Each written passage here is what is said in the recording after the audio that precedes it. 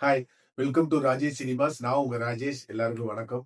So இன்னைக்கு நம்ம என்ன படம் பார்க்க போறோம் அப்படின்னு சொல்லி கேட்டீங்க அப்படின்னா, துரந்தர் 2 படத்தை தான் நம்ம இன்னைக்கு பார்க்க போறோம். ஆக்சுவலா இந்த படத்தை வந்து நான் என்ன அப்படின்னு கேட்டா, ஹிந்தியில இங்கிலீஷ் சப்டைட்டில்ல பார்த்தேன். ஆக்சுவலா இன்னையில இருந்து என்னன்னா நம்ம ரீஜனல் லாங்குவேஜ்ல தான் வந்து வெளியாயிருக்கு.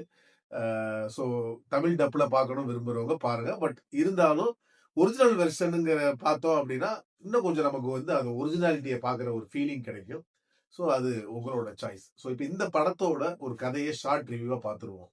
ஆக்சுவலா துரந்தர் வந்து என்ன அப்படின்னு கேட்டீங்கன்னா, எல்லாரும் வந்து விரும்பப்பட்டு கிட்டத்தட்ட எல்லா லாங்குவேஜிலுமே வந்து இந்த படம் ரொம்ப நல்ல வரவேற்பை பெற்றுச்சுன்னே சொல்லலாம். கிட்டத்தட்ட ஒரு 1800 கோடிக்கு மேல இந்த படம் வந்து கலெக்ட் பண்ணுச்சு.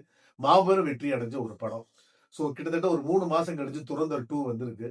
ஸோ துரந்தர் 2 பொறுத்தளவுக்கு என்னன்னா அதோட சீக்வல் தான். எப்படி வந்து இங்க இருந்து ஒரு ஸ்பை வந்து பாகிஸ்தானுக்கு போய் அங்க உள்ள தீவிரவாதிகிட்ட பழகி அந்த தீவிரவாதிகளே போட்டு தள்ளுறது மாதிரி ஒரு கதையை காலத்தை காமிச்சிருப்பாங்க.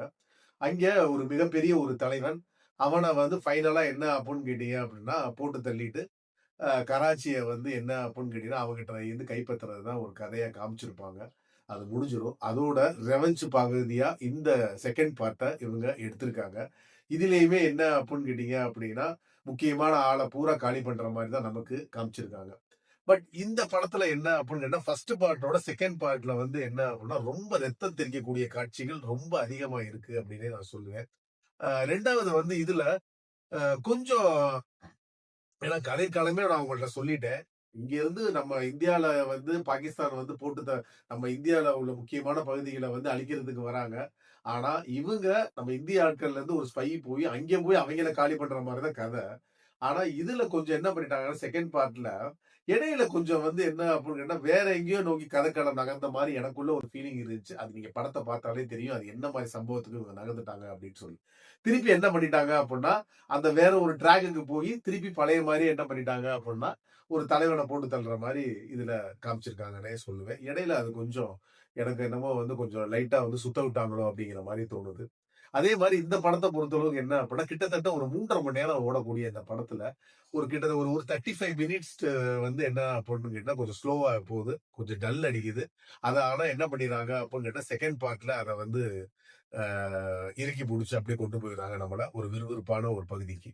ஸோ மொத்தத்துல இந்த படம் எப்படி இருக்கு அப்படின்னு சொல்லி கேட்டீங்க அப்படின்னா துரந்தர் 1, துரந்தர் 2 ரெண்டுமே என்ன அப்படின்னு கேட்டீங்கன்னா தியேட்டர்ல போய் பார்க்க வேண்டிய ஒரு நல்ல படம்.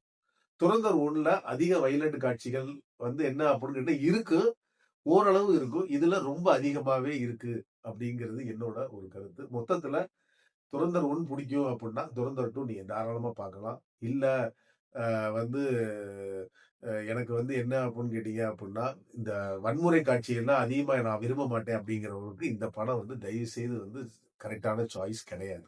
ஸோ மீண்டும் அடுத்த மூவி ரிவ்யூல நான் உங்கள சந்திக்கிறேன். என்னோட சேனல சப்ஸ்கிரைப் பண்ணா சப்ஸ்கிரைப் பண்ணி வச்சுக்கோங்க. இந்த வீடியோ புடிச்சிருந்துச்சு அப்படின்னா லைக் பண்ணுங்க, ஷேர் பண்ணுங்க, கமெண்ட் பண்ணுங்க. நன்றி, வணக்கம்.